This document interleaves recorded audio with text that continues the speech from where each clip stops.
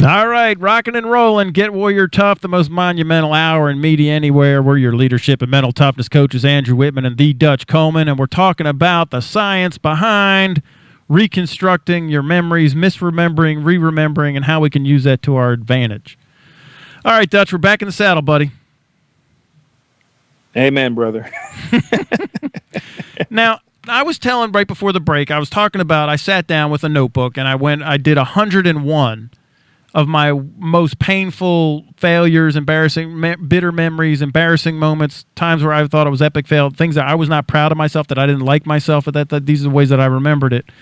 And then I went back and then I looked at the story again, and then I reinterpreted the events, and I looked back at what are the facts, what actually happened, and I remembered, you start to recall the other 5 things that weren't toxic. You just remember the 6th thing that set you off emotionally, or So, really, what we're trying to do is come up with a redemptive arc. That's how they call it in this New York news. Wall Street Journal article, a redemptive arc to your own story. And when I look at it, like, that's what I was doing, was trying to reinterpret it so that there was a way back, just like you said, that there's you have to, what did you learn from this? So on the next play, I could redeem myself and perform better.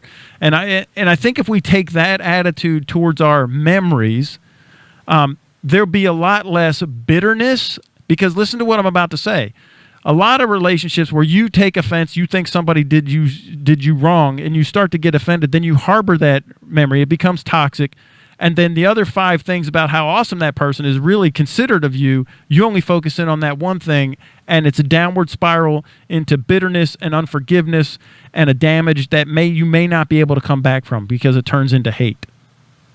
And a lot of times you're the only one suffering from it, because, if you think about it, a lot of times we hold that stuff in, we keep it in, so the other person doesn't even really sometimes know what's going on. So you can't even help them from the perception that's hurting you. You can't help them fix it, because you're keeping it all buried inside. They might not even know. And like, remember, Exactly. I told you just a couple months ago that one of our clients sent us out to do some consulting, and people in the office were fighting, and they were like harassment. They were using the word harassment and hostile work environment. When I sat down and I interviewed everybody, walked them through our thinking like crap process, and then found out one person didn't like the other person's cologne, and they're totally offended. They know that they're wearing that cologne. I'm like, did anybody ever talk about the cologne that you didn't like it to the person?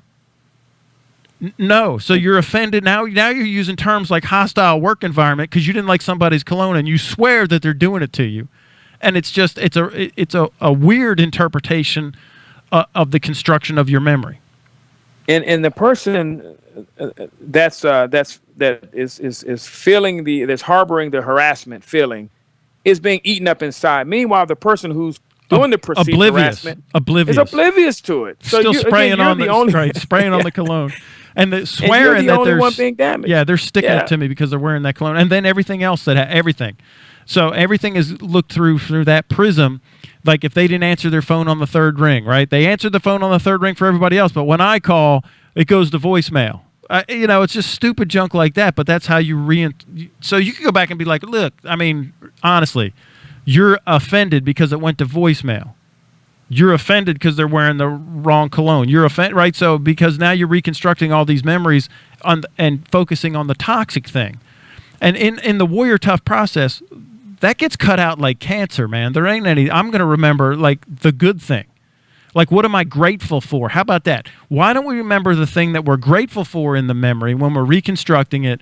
When you reconstruct every memory, you build it around the thing you're grateful for. Like in Vegas, yes, it was 109. You know what I was grateful for? Air conditioning.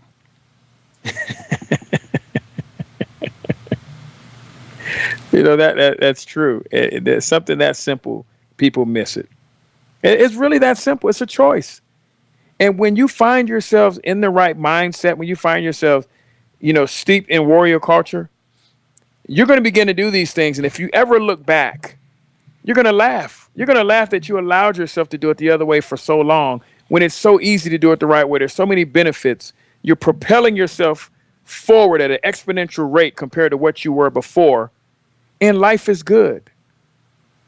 And life is so much better that way. It is, man. I'm just with you. I always tell people, everybody always complaining about in this country that, oh, the country's gone to hell in a handbasket and it's worse now than it's ever been. I'm like, you know what? Why don't you come with me and go spend a week in a third world country?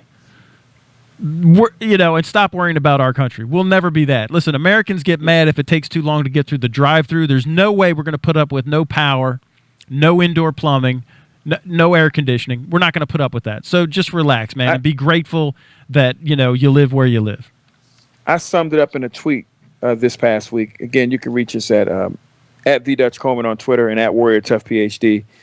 I summed it up in a tweet, Andrew. I said, as flawed as this country is, you can leave, right? And if you leave, keep in mind that there are approximately 800 million people that don't have access to clean water. 800 million people approximately. The number could be higher now. Yeah. 800 million people, right? Just we take dumps. I saw that, dude. I saw it. You're like, we poop in clean water. The next time you go make a bowel movement, you could literally, I want you to look down and look where you're pooping into. You're pooping into something that almost 1 billion people don't have access to. Dutch. So, and I'm serious. No, I know, man, but it's true. We gotta make this point about complaining. You're pooping into something that 1 billion people don't have access to. Right. When you begin to make yourself look at things that way, you can't help but be grateful. You can't help but have a better understanding of what's really going on. And that doesn't mean you can't, because we're all about solving problems. Yeah. We're all about being solution oriented. So that doesn't mean you're not out here trying to solve problems. But you don't have to be stuck in a sand trap, swinging away incorrectly, being there forever. Or just complaining and just complaining. You're just complaining. And again, if you're just complaining, all you're doing is reconstructing the memory based on the toxicity. There's no problem solution there. There's none. So if you're grateful for the things that you are grateful, what it does is it opens up the doors of the relationship to come together and solve problems if you're grateful. Absolutely. If you're bitter, you got no shot. None whatsoever. No shot. If you're bitter. Absolutely. And you're not. You're going to be there. You're going to be stuck right there. Again, you introduced me to the whole sand trap analogy, and I can't think of a better one right there, because that's what your life's going to be. You're going to be stuck in that sand trap. It's going to be like one of the ones in the British Open, where it's that circular one that's like 4 or 5 feet high. Right. And once the guy gets stuck up against it, he has to actually turn the entire different way and take like 3 swings just to get out of it. And that's where you're going to be if you don't choose to look at things a different way. And please share that analogy. Please share. You're pooping into something that almost 1 billion people don't have access to. And I want you to picture it in your head, as nasty as it sounds. That's what your complaining is doing right there. You're much better off if you choose to look at things a certain way. That's just the beginning. Oh, no, and you're 100% spot on, man. It's just we flush away potable water that people, listen, when I was in Afghanistan, you can't even brush your teeth in the sink, dude. Like in the sink, you have to brush your teeth with a bottle of water, or you're going to get typhoid. And typhoid is feces hand to mouth. So that's because there's feces in the water. There's feces in the air. Like the parts per billion were so awful. It's the worst place on the planet when I was there. That like 43%. It was down. It was great because it was 45%. The year before I got there, it was down to 43%. They were celebrating 43% of the air was fecal matter. The air. Wow. So let's quit complaining about all the junk and solve some problems. Let's be grateful and start our memory reconstructs with gratitude instead of bitterness and toxicity. And again, I encourage you, go do your 101 memories and then look, and then how could you rewrite them? How could you reinterpret them with gratitude? And don't forget for a moment where you are right now.